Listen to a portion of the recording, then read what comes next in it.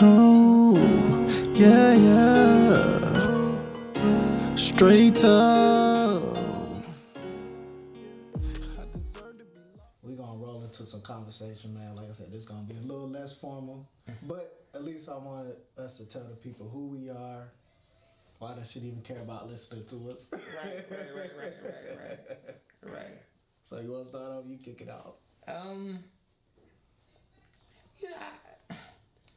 It's a hard thing to kick off. It really is, because I don't know why people should listen to me. But I tell you what, I think that people that would listen are people that our voices resonate with. And it may not be because of similar experiences or anything, but there is something in our stories. There's something in the insights. There's something in the perspective that speaks to a person's soul, that speaks to a person's experience. And it's not even that they're the same, but that they can learn something from it, they can glean something from it, or they can just analyze it as another experience, you know? I think that's why it's important for people to get together. I think that's why it's important for people to talk, because you never know what you will gain from that. But I promise you can gain something for that. Right. Even if it's a cautionary thing of don't do this, don't be like that, or don't listen to that joker ever again. Or don't do what I did. Exactly. So yeah. I think that. So let me rephrase that then. So people should listen because there's something that you can gain from this. There you go. And if I can speak to just my experience, I know you my cousin, so I know you all my life. Right. But just watching you do what you do and how you operate, especially, you know, how we've been traveling recently, and I get to watch you do your thing and speak. And knowing that the conversations we had before some of your speaking engagements, of how you put it together in your head, it's almost like an art. Yeah. And then watching you execute it, it's like, wow, he did it. he did exactly what we talked about. Yeah. And it was amazing. Yeah. Okay. So I think from the perspective of you being a speaker, the perspective of you being able to voice certain concerns or different topics, and being able to vocalize it in a way that people of all different groups can understand it and see a perspective they may not have seen before. Right. I think that's a reason to listen to you. Okay. I tell you what, man, I appreciate that. I really do. But I will tell you this. That is my purpose. It is to bring people together. That whole thing about living a big, full, authentic life. Yeah. I mean, that's community. That is recognizing that, we have differences, but also those differences are beautiful. And I don't believe this is about picking people apart or just pointing out difference for the sake of difference. But what I do is I try to help people see difference in a positive light, and moreover, examine ourselves to see, number one, are we missing something because of a bias, or have I been downplaying a part of who I am because I don't think it's acceptable, or because I don't believe that it brings as much value? When the truth is, I believe that all of my experiences are a part of who I am. And the processing and living out those experiences helps to shape a perspective that can definitely bring good into this world. Right. That can bring good into our lives. Right. So this is something I wanted to kind of pick your brain at, and I know we talked about it a little bit before we started. Being that this is MLK Day. And we're looking at, like you said, living a big, authentic life. And just from our personal perspectives of being black men who are believers. How does that work out as far as your personal life, living authentically, fulfilling your purpose, being a family, all of these different hats, you know what I'm saying? Right. How does that play out? How does it play out? It plays out all over the place, to be honest with you. Because here's the thing, you know, especially considering our backgrounds and coming from a very structured, organized, religious perspective, it's interesting because in really embracing authenticity in terms of who you are and how you live your life out loud requires deep introspection. Yeah. And it requires questioning why you believe what you believe on a real level. Did I believe what I believe because somebody told me this was the situation? Or was it my experience or the perspectives that I have? Do I have these perspectives just because I thought I was supposed to have these perspectives, if that makes any sense? And I'm even talking about to the level of who I am in God and who God is to me. Wow. You That's know? deep. And honestly, in a lot of situations, when you really begin to evaluate those things deeply for yourself, I discovered that a lot of it wasn't what I had built my life on before. Yeah. You know? And I'll tell you, that process, and I'm still going through that process. It's a daily thing. It's not like it's I've arrived thing. I'm still developing and learning and changing and evolving every day with this. But what it did was it required a high level of humility. It required a high level of vulnerability. It required a high level of forgiveness. And especially when I say forgiveness, I'm not talking about forgiving people that wronged me, okay? Don't get me wrong, it involves that too. Yeah. All right? That's definitely a part of the process. But really, it involved me forgiving myself for trying. You know what I mean? Just to give you just some background about, or some perspective on why I say it like that. So for 13 years I was a minister in the church, right? And I tried to do everything that I could to be the man of God that I thought that the church needed me to be, that my wife needed me to be, and that the agendas that needed to be filled needed me to be. And trying to do those things, in all honesty, this is what I realize now, led me away from what I was called to be and what I was purposed to be. Wow. Now, understand, this is not to disparage any of those experiences, because I believe those experiences were important and I needed that. But I was going so hard trying to be that I lost the concept of just being.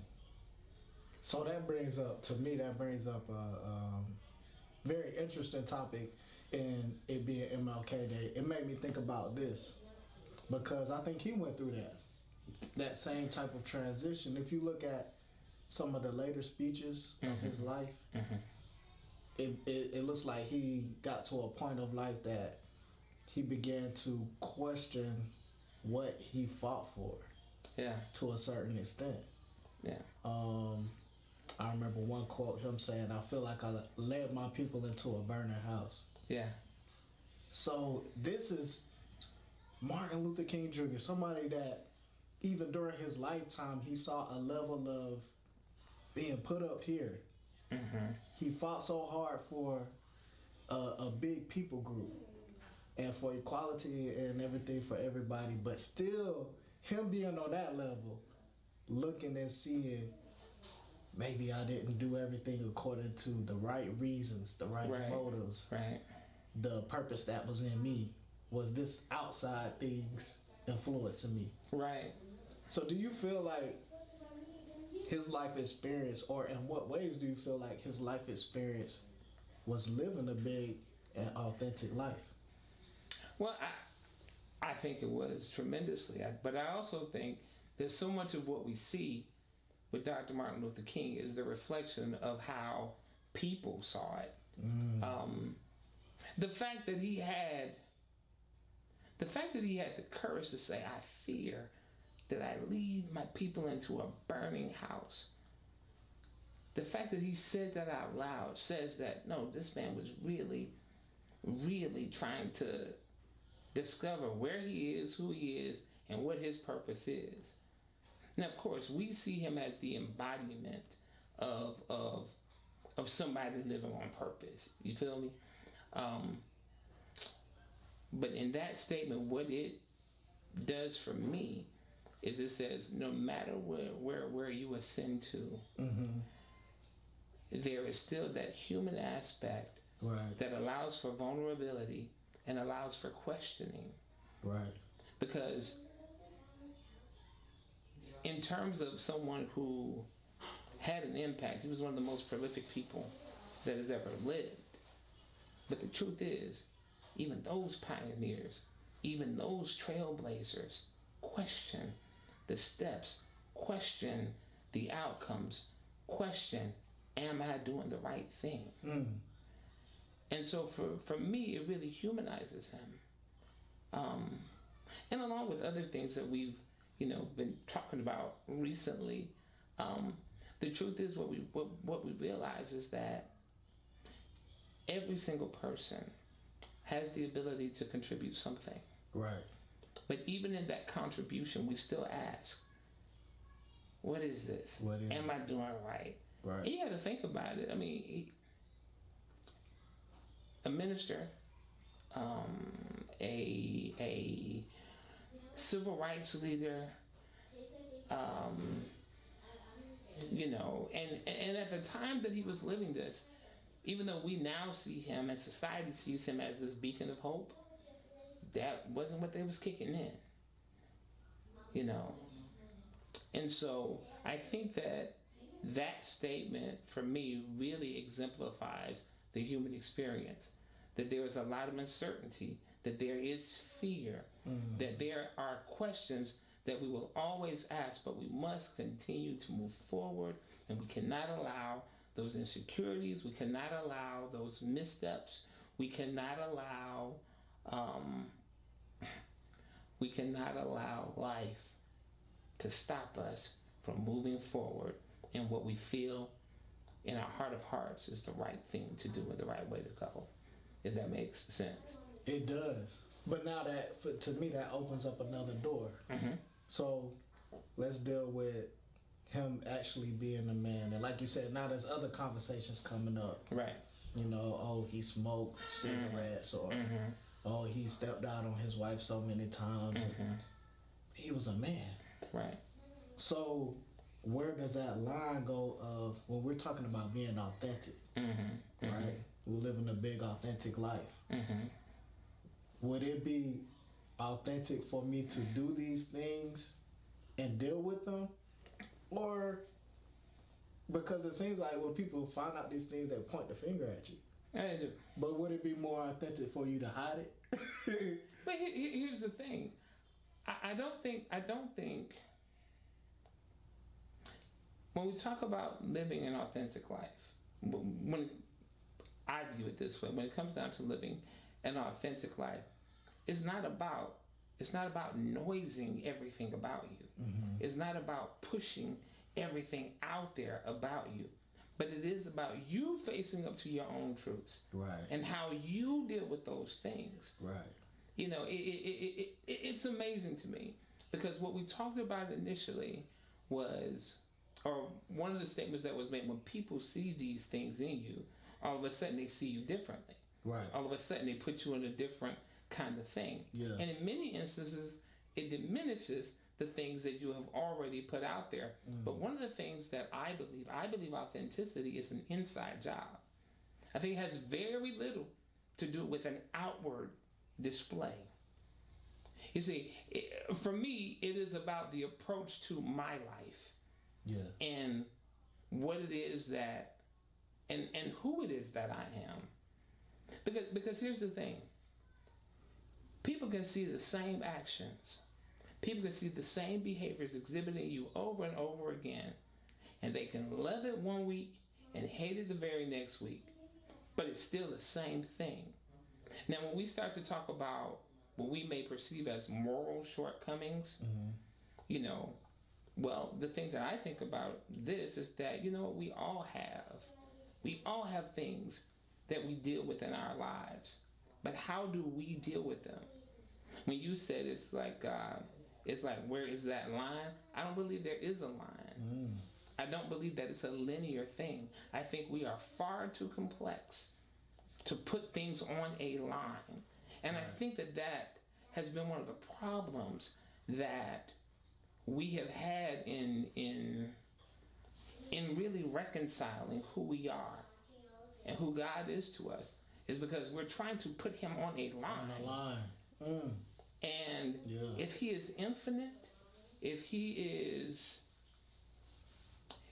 omnipresent, there is no line. Right. There is no line for that. Now, I know sometimes when people hear things like that, they start to think, well, wait a minute. Are you just saying you can do whatever and be whatever and all that kind of stuff? That's not what I'm saying at all. What I am saying is you need to be true to who you are. Right. And it doesn't have to be publicly displayed who you are. In fact, as I said, authenticity is an inside job. Get right with you and get right with God first. And let him work all that other stuff out. As a matter of fact, I think that when we look at the Bible, I think that Paul gives some examples of that. Because even though we usually look at how egalitarian things are or how Paulinian things are, but you got to realize Paul was also the one who said, "Oh, wretched man am I." He didn't say in passing. He didn't say, "Oh, wretched man I was." Right. He didn't say this was yesterday. In fact, he said, "He who is without sin." He who says he is without sin, he's a liar. So then, when we start talking about these lines that's drawn, so the question is then, where is your line? Well, no, we want to give ourselves all the complexity in the world. Right. We want to give ourselves, and I'm not saying leeway, I'm talking about complexity. I'm talking about really reconciling our connections to God and to those desires and those things that make up who we are. How do we reconcile those things? Well, again, it's not a line. It is multi-leveled. It is multifaceted. It's funny when people say, well, you know, God knows my heart. Well, guess what? He does. He does. And his thing is for you to know your heart. Right. Do you know your heart? Right. And so I think when we approach it from that perspective, it breaks down barriers and it also lessens the impact of how we judge others when we see them figuring out and reconciling their own hearts. Man, I love when you say authenticity is inside, because like it's an inside thing, because that gives you the responsibility to work through it. And what you're saying, like as far as it not being a linear aspect to this life or to what we're walking out, I think that's something important for everybody to remember, because you see how it goes, like in our society, somebody who is put on a pillar, that spotlight is on them. And anytime they look like they're about to slip up, right. We point see fingers. you. Right. But how many of us have done the same thing or something that would be considered worse than that person as they're living out their life? Right. The only difference is like people on a certain caliber are doing it in real time in front of everybody. Right. There's a hot light on them. Right. Yeah. So it's put on display. Right. But as we live through and we're being authentic, it's almost like we have that opportunity to work through it without it being on display for everybody. Right. Right. So I feel what you're saying. I think also it's not linear like you were saying. God is so divine that it can't be linear. And I was talking with somebody and we were discussing how he's not linear, but our minds are. Mm-hmm. And one aspect you can think about that is the same God who speaks judgment and correction and you need to do this or this is the same God who speaks grace, mercy, forgiveness. Why? Because me and you might be at different points in our lives, mm-hmm. on different parts of that cycle. Mm-hmm. You may be at a point where you're beating yourself up because, man, I'm really walking this faith out, but I keep messing up, and I'm trying to do better. I want to do better, and I'm struggling with whatever it is. Right. And God is telling you, no, I have grace for you. Right. To get you through those moments. Right. At that same time that you might be living that out, I might be living, I'm going to do whatever I want to do. I know I'm supposed to do this, but man, I don't feel like doing that. Right. So I'm going to do what I want to do. Right. Well, guess what? He going to speak to me at the same exact time, same point in life.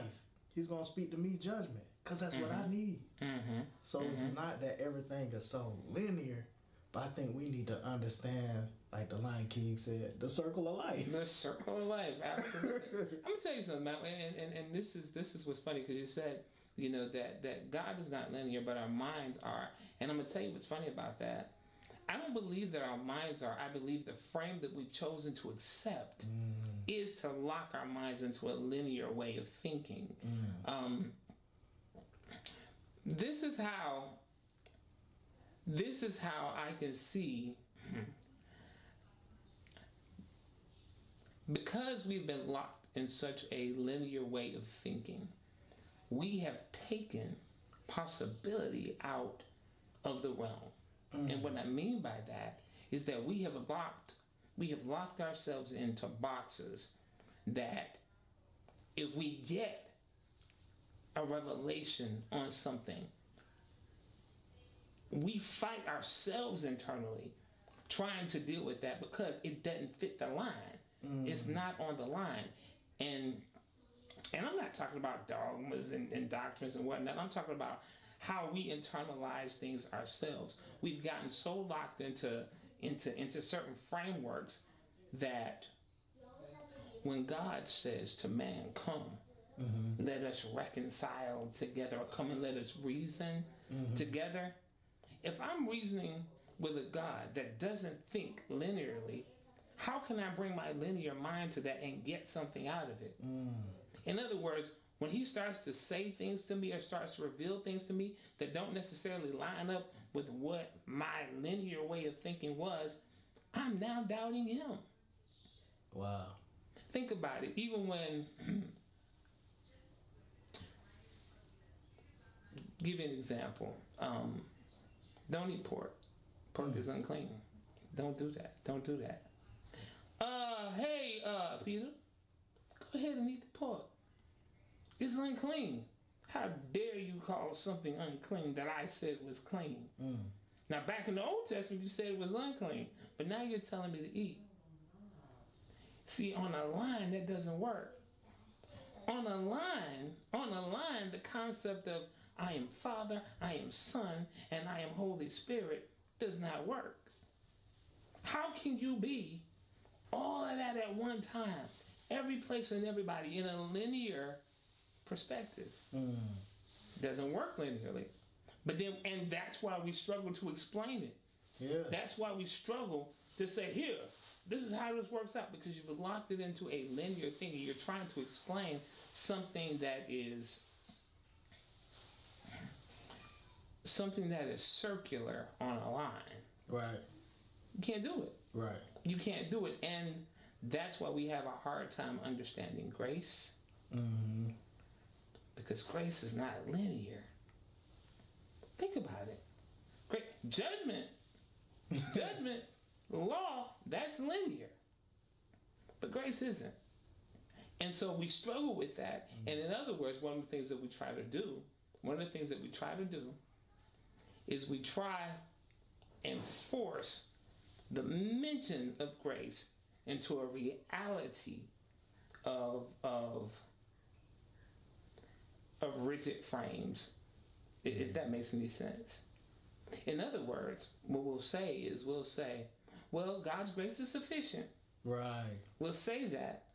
All the while, we are judging, and I'm talking about what we do to ourselves. To ourselves. We judge ourselves. And when we start judging ourselves along those lines, we start pointing fingers at other people. And we'll point fingers at other people for our own shortcomings.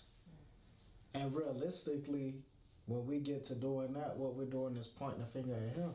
Oh, absolutely, because it's on him, because his grace is supposed to be efficient. That's what we said, right? Yeah. but we don't live that out. And what we end up doing is we end up being cruel, not only to other people, but also to ourselves. This is why I believe that, and we're believers. So we have this thing, for yourself, some of the meanest people you ever met, and some of the harshest people in terms of dealing with other people, are people who are supposed to know the way. Mm-hmm. Are people who have lived this life and are supposed to be the beacons of what God's grace can do for you. Right. But a lot of times it's the nastiest folks in terms of how we deal with other people and what's going on with them. I don't know if it's because of my situation in terms of my disability and having to rely on different people to do different things, but one of the things that has always stood out to me that it's extremely hard for me to be judgmental of people. Mm-hmm. And I believe that one of the reasons is because I rely on somebody to feed me. And the thing is, I've been fed by drug addicts. I've been fed by prostitutes. I've been fed by people who are considered the lowest amongst us. But I've also been fed by those who are in the upper echelon of society. Right. And the thing that was in common with all of them, they fed me. Wow. You want to know what's crazy about that? Cause I don't even think, I probably never expressed this to you, but I've oftentimes looked at your position and felt like from where you are, you can see a lot more about life than people who are looked at as able bodies.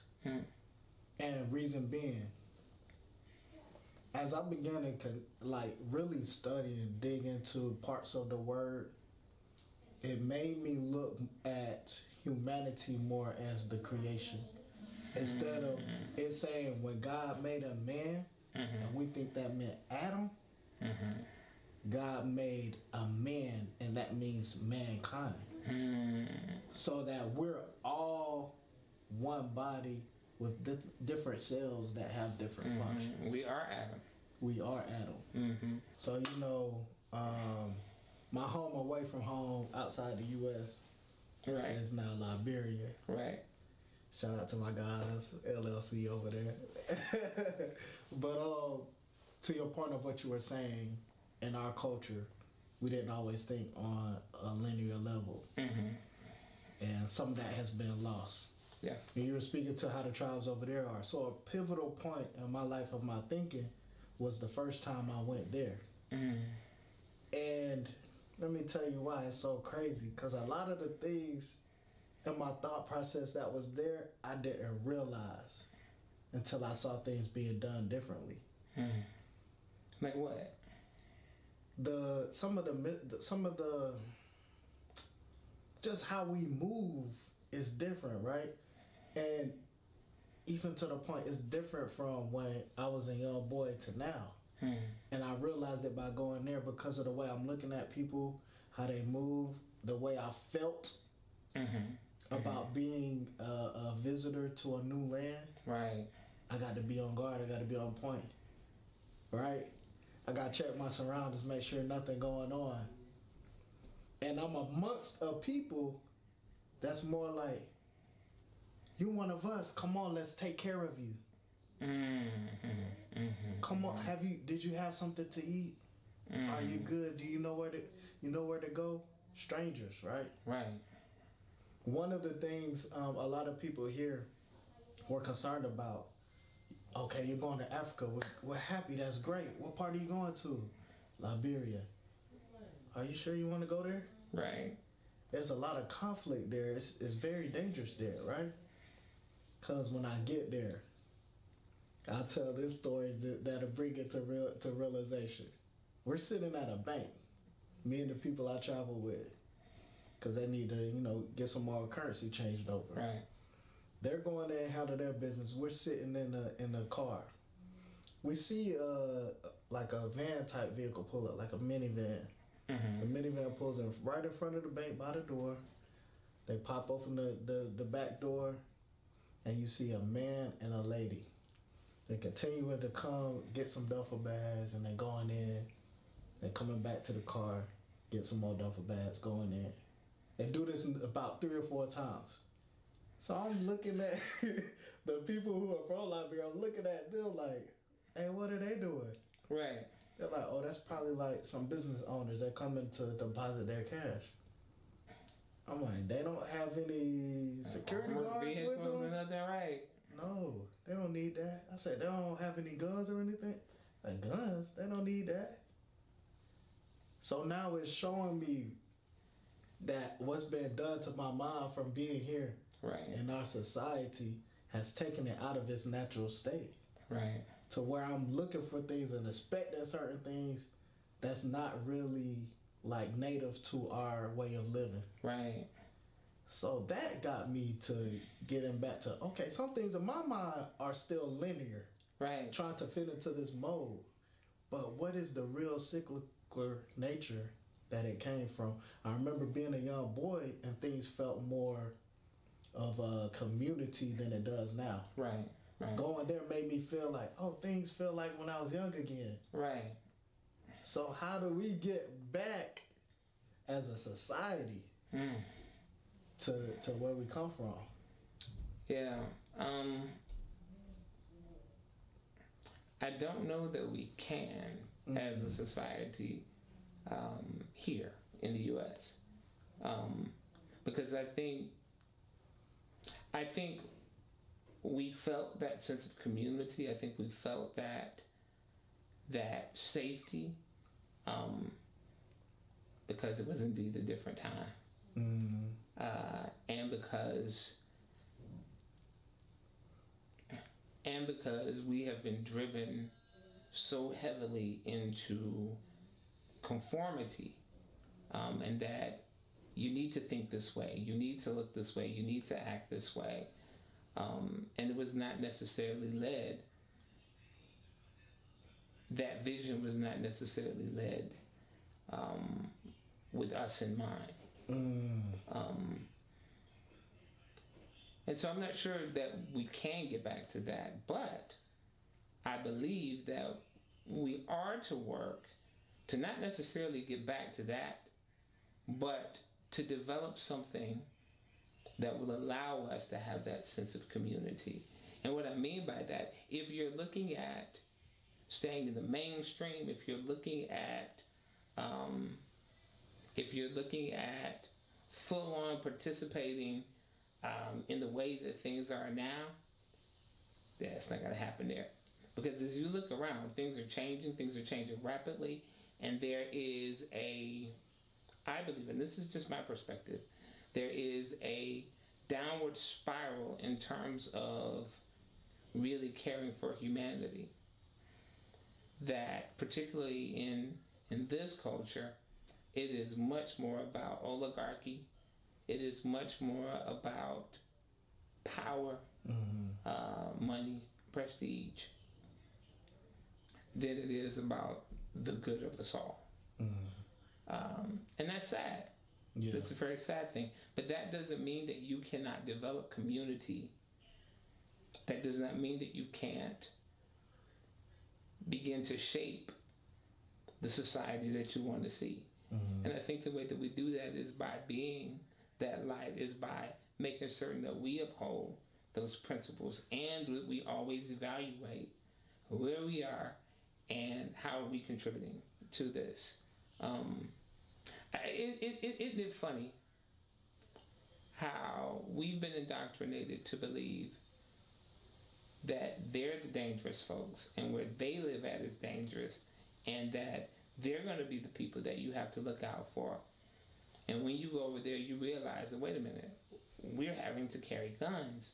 We're having to have armored cars because of fear somebody's going to take what is not theirs. Right. That belongs to us. So where is the danger? Well, the danger is here then. Yeah. Because that's the reason we have that stuff. And I'm not saying that there are not conflicts, because greed is everywhere. Right. And whenever you introduce greed, you introduce that cancer. Yeah. You know? So it's real, I'm sure. But the fact that we believed that that's just what it was like, period. And you saw it differently. You experienced differently. And it caused you to rethink how I look at things myself, you know? I've never been, but I want to go. Yeah. I want to go. I remember a few years ago, I had the opportunity to do a virtual presentation. And I can't remember exactly where it was, but it was in Africa, and it was just for a small group that was looking at opening up accessible library services for women. Wow. And I did the presentation, it went well, but what was amazing to me, and this is virtual, so I was here in my home office, and they were where they were. They were so hungry and so eager to hear what I had to share, and so appreciative of it. And it was amazing because when the camera came on, I saw faces that looked like mine, and they were just appreciative of it. And for me, the presentation was one thing, but it was the connection to a land that I had never visited, to a people that I didn't know, but it felt like home to me. And I actually did a video about that, and somehow they got wind that I did this video, and I started receiving messages like, "Brother, come home." Now, mind you, we've been told that they don't rock with us. Right. That they don't like us. Right. That, you know, and I'm sure there are some who don't, but who likes everybody? You know what I'm saying? Exactly. But the fact that these people who didn't know me were appreciative of what I had to offer and opened an invitation saying, "Come home." Yeah. That was a different kind of home, man. When just hearing those words, it felt different to me. I've never been, but for some reason that virtual experience had a profound impact on the way that I view my connection to Africa, and the way that I view my connection to a people I've never touched. It did something to me. It did something to me. Just seeing those messages of "Brother, come home." Right. And when anybody asks me, like, "Wow, you've been to Africa, how was it?" If I had to just wrap it all up in one word and describe it, it would be home. That's how it felt like home. Wow. The people felt like home. Yeah.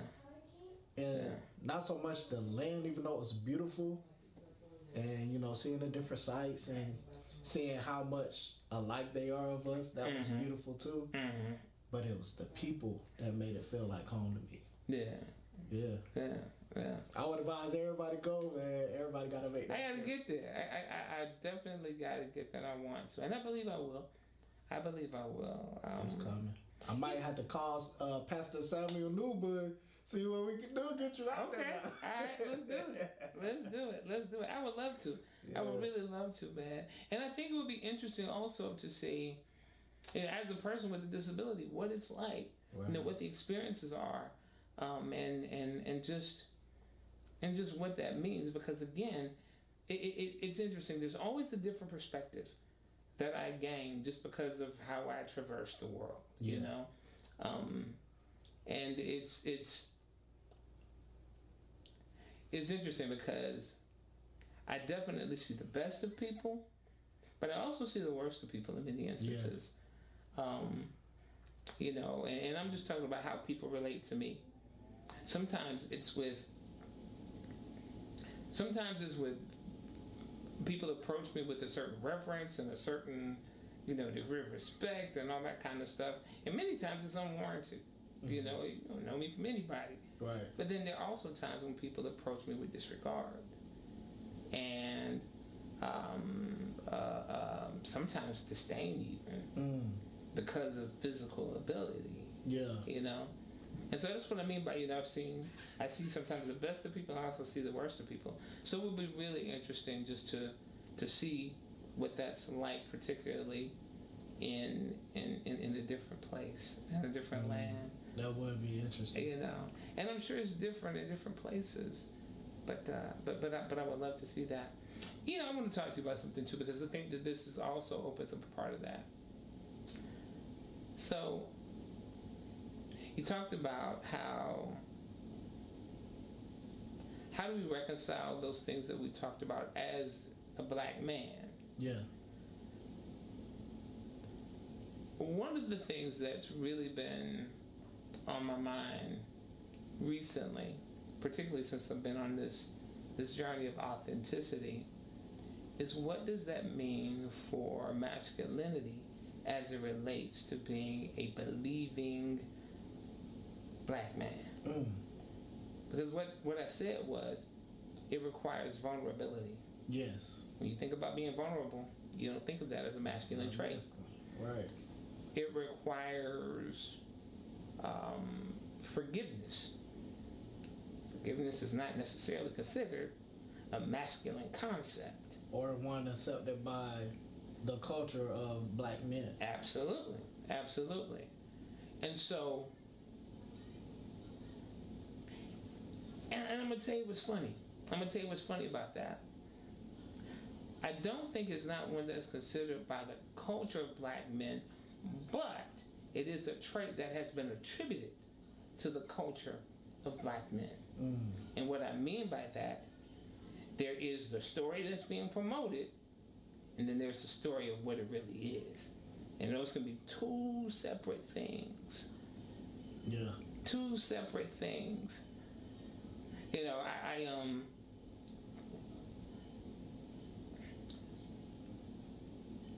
I was married for 17 years. I got divorced back in 2019.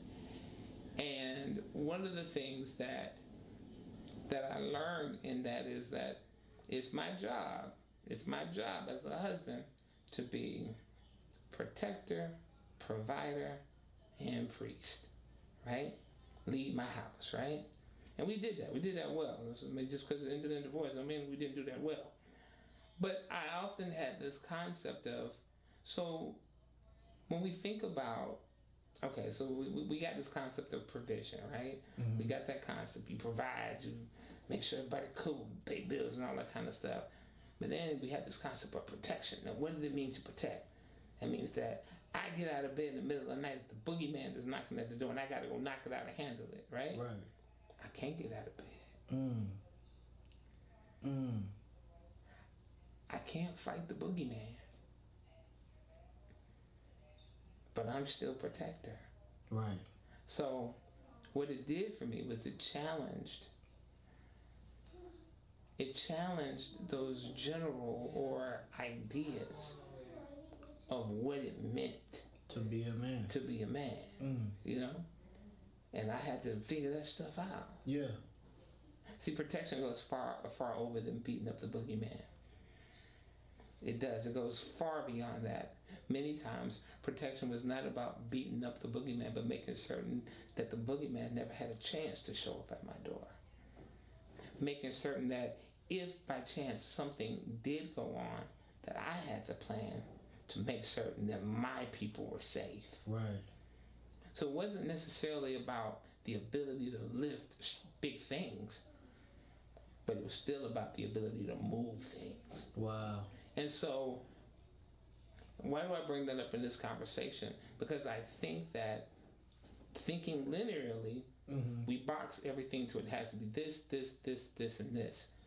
But when we start thinking more in a harmonious view or a more circular view, what we end up realizing is that I have got to find the way that I can do this for me. Right. And therefore, that internal stuff that ends up showing up externally. Right. And I think that is still a large part of what we're dealing with. Because you got to think about it, man.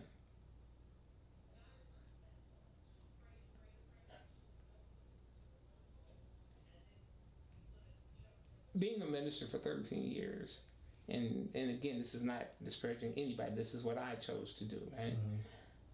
I realized that I started to change who I was based on what I thought I needed to be to fulfill those other things, right? And again, this is not based on anybody else. This is me. And I had to relearn, rethink, and recalibrate how I thought about all of it. How I thought about me, how I thought about how I fit into things, and what I brought to the table, so to speak. And I can remember literally dumbing myself down so that I wouldn't be considered aggressive, so that I wouldn't be considered too outspoken, so I wouldn't be considered a rebel. Yeah. And this was trying to fit the mold. This was me trying to fit into a mold. And then one day it dawned on me, well, wait a minute. The assertiveness that I have, God created me that way.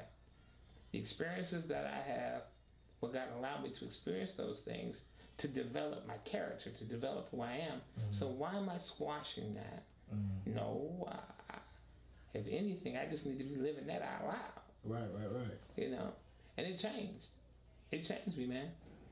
So I think you said a few important things right there. And even myself, my experience in marriage, also marriage and divorce, was that, and when we speak to a man and a believing man and a believing black man, right?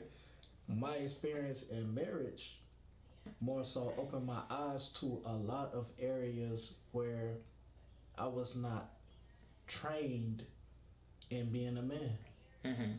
So even with that linear thinking, nobody really showed me this is how you fit into this linear mode that is pushed down our throats, right? And so then when you talk about even being a man in ministry, once again, you're trying to fit into a mold, right? You're trying to fit into a description of this linear way of thinking, and it has to look and feel and be presented as this. So us, I think, as young black men,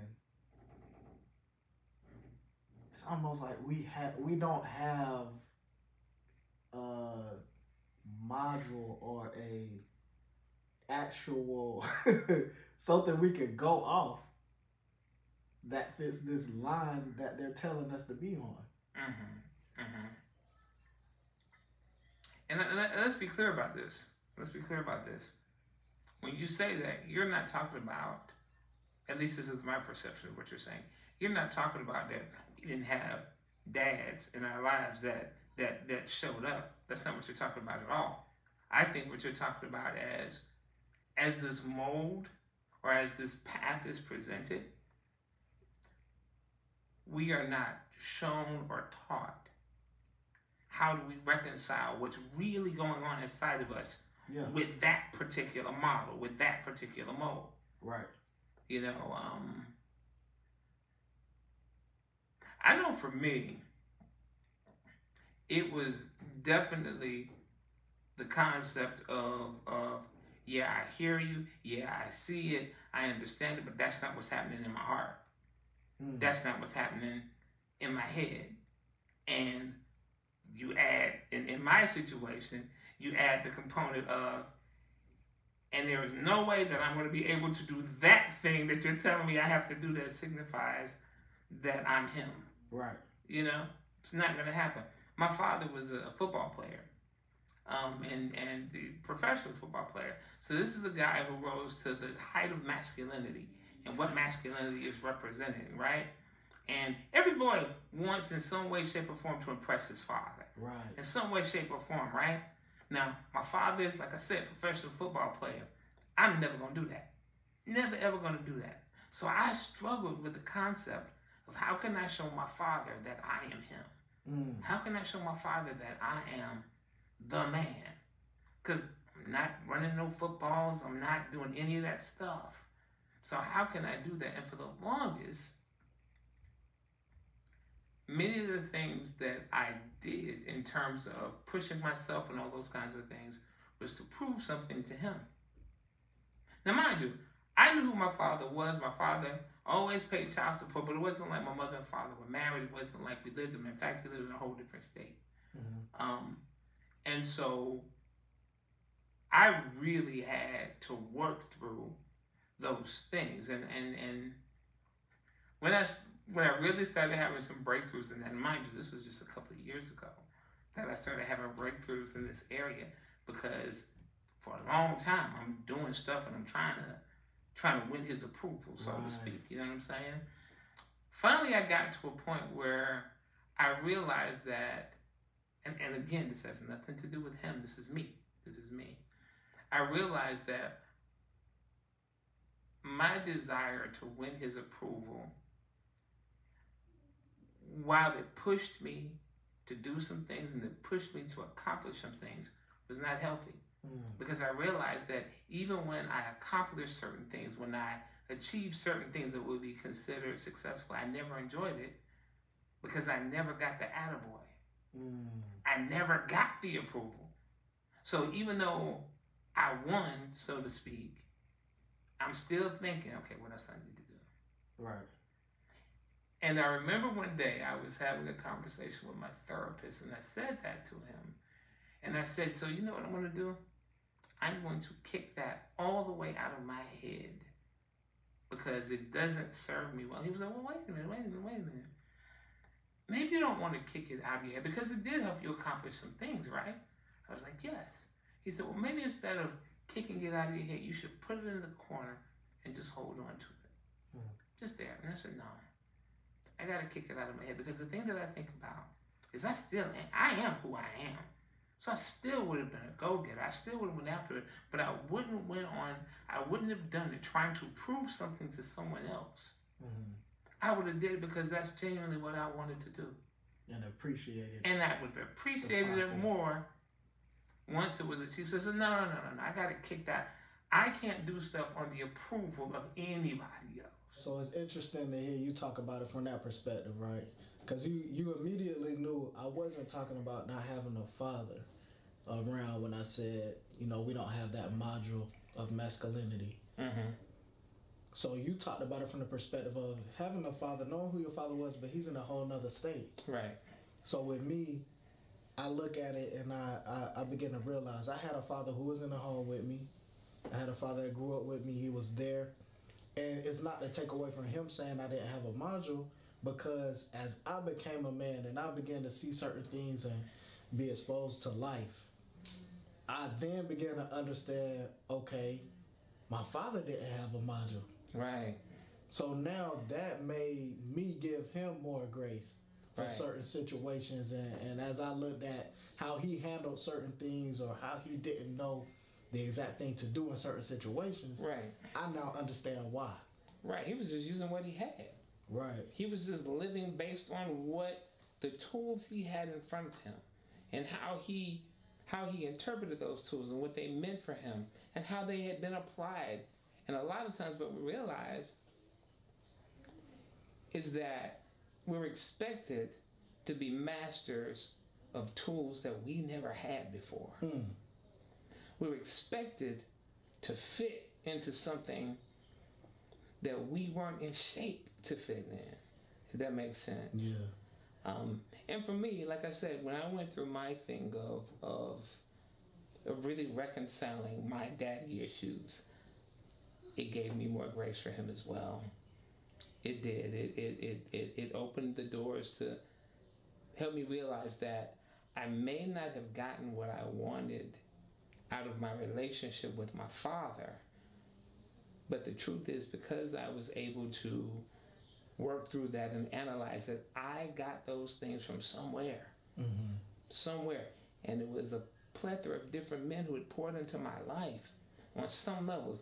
Sometimes it was because they did exactly what to do, or because they didn't. It was a cautionary tale of what not to do. Either way, I got what I needed to traverse this life. Now, don't get me wrong, I'm still working through that. Yeah. It's a process. It's not like dun dun dun dun. Right. I've arrived. But the truth is, my mind is now open enough to work through it, where I'm not carrying the weight of an inadequate relationship with my father. Now I'm just kind of figuring out how I, as a man, traverse this life with the tools that I have. Right. You know? Right. And it's a journey, man. It is. It's a journey. It's heavy. It is. Yeah. Well, I want to do something right here. Okay. I want to thank you personally for being one of those men in my life that I could get from. And I know we sitting out here talking and we getting on camera. We talked about doing this for a while. Yeah. But that's not the only reason I came today. I also wanted to thank you for what you did for writing the foreword for the anthropology book that I recently was a part of. Yeah. That was something that when the opportunity came up and it was like, okay, we can have personal forewords written, ding, it was the first person that came in my mind like, I gotta call Cuz. I gotta call Cuz for this. And to thank you, the plan was I wanted to give you your personalized signed copy, but I don't have it quite yet, so I can send that in the mail to you. Oh, no doubt, man, no doubt. Be expecting that. No, man. Listen, man, it was an honor to be asked to do that. It really was, you know, especially when you sent me the piece and I read it. All of that just started flowing in, and it was really an honor for you to ask me to do that, and I was very, very happy to do it. Very happy to do it. I love what you're doing. I love your commitment, not only to ministry, but also just to society and trying to better society as a whole. And for me, that's what that anthology is trying to achieve. Right. So it was actually easy to write it, man. Man, I really appreciate that. And that's exactly what it's trying to actually do and show people an example of. The anthropology is a Path to Redemption anthropology. That's an organization I work with where we go to speak to incarcerated young people. So the very thing we were talking about as men of not having that module or having to get it from different areas. Now that I realize that, it's something in my life that's like, okay, these young people need pieces that they can pick from. Right. I might not have everything. Right. But what I have, let me give to them. And I always think of it like, if I could get them further along quicker than I did at a younger age, get them more of the pieces that I had to work with, then the next generation will be better off.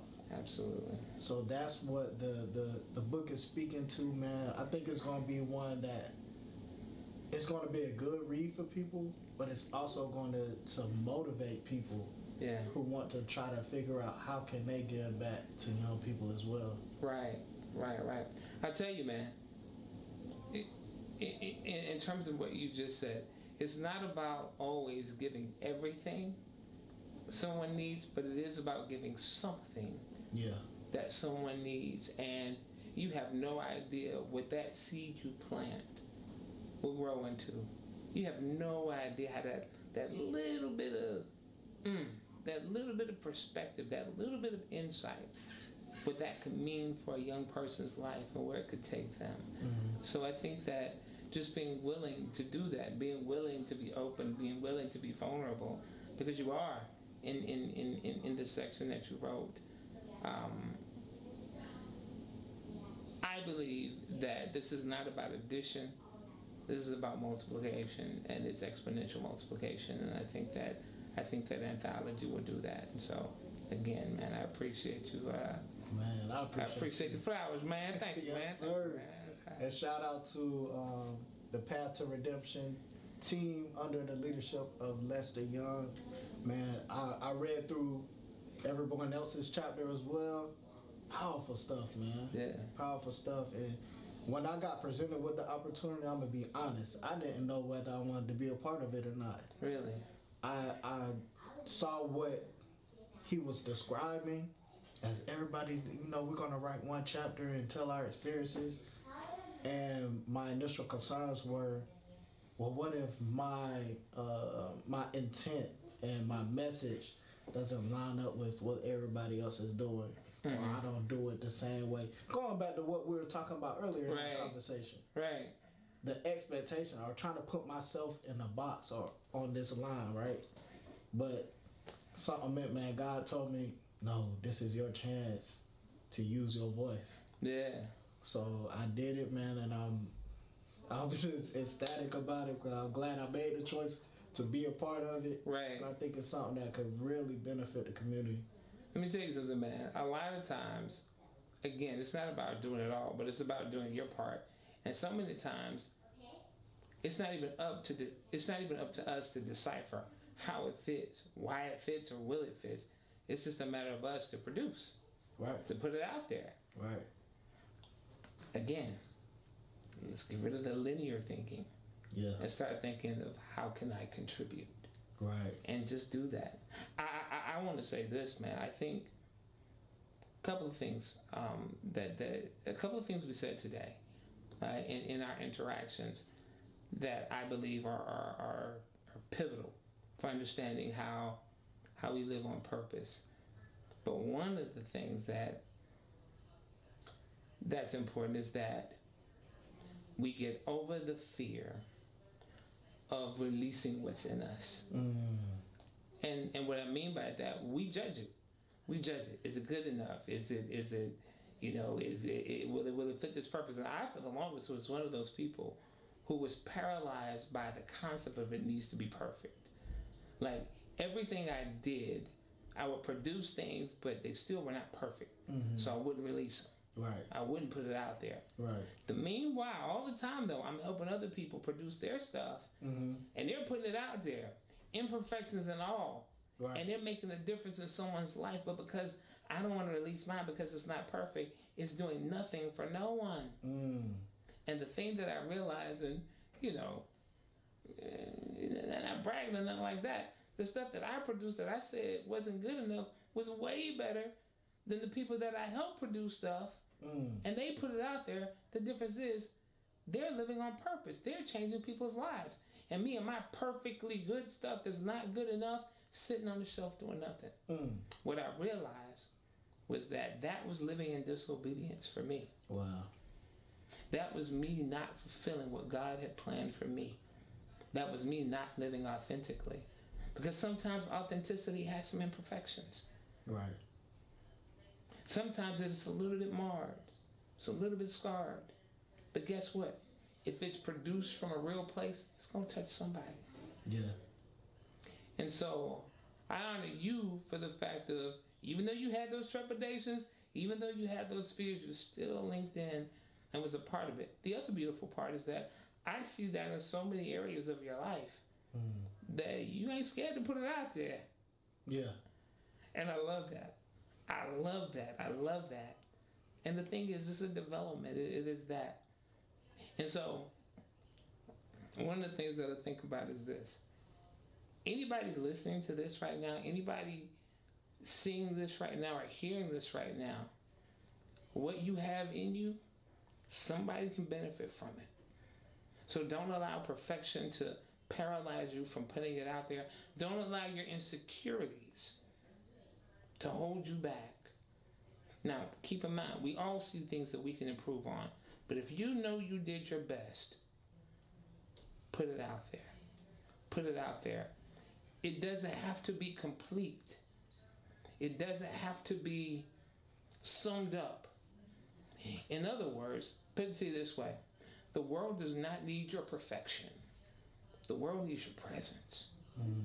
And showing up is 95% of the battle right there. So, yeah.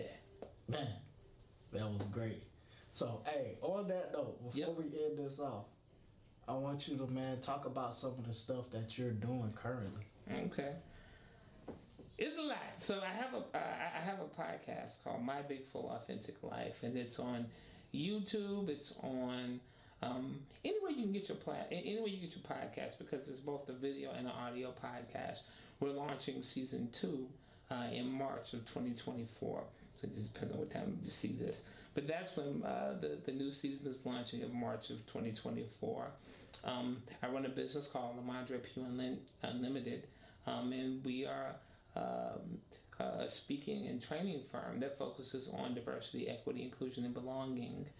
I love it. I absolutely love it. I produce content there, travel all over, speaking and training about diversity, equity, and inclusion issues.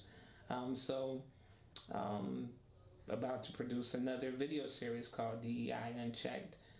That'll live out there, and that's more corporate kinds of things, the stuff that I love, and honestly, that's what I got going on, man. We're just putting it out there and just living life and loving it, and really trying to produce stuff that makes a difference in people's lives, man. So that's what it is. Man, we'll keep doing what you're doing too, man. I think before we got on camera, we kind of talked about both of us being in that season of needing to ramp it up. Yeah. And you see that I'm doing it, and I also see that you're doing it. Yeah, man. And the more you keep doing it, you're going to keep motivating me, lighting that fire under me. So no doubt. Iron sharp as iron, man. That's what it is, man. That's what it is, man. I appreciate you, man. Man, I appreciate you, cuz. I appreciate everybody for just joining us for this moment of conversation and straight talk. And we will be back with another one for y'all. Possibly we might even do a part 2 if that's something y'all want to see. Drop that in the comments and let us know.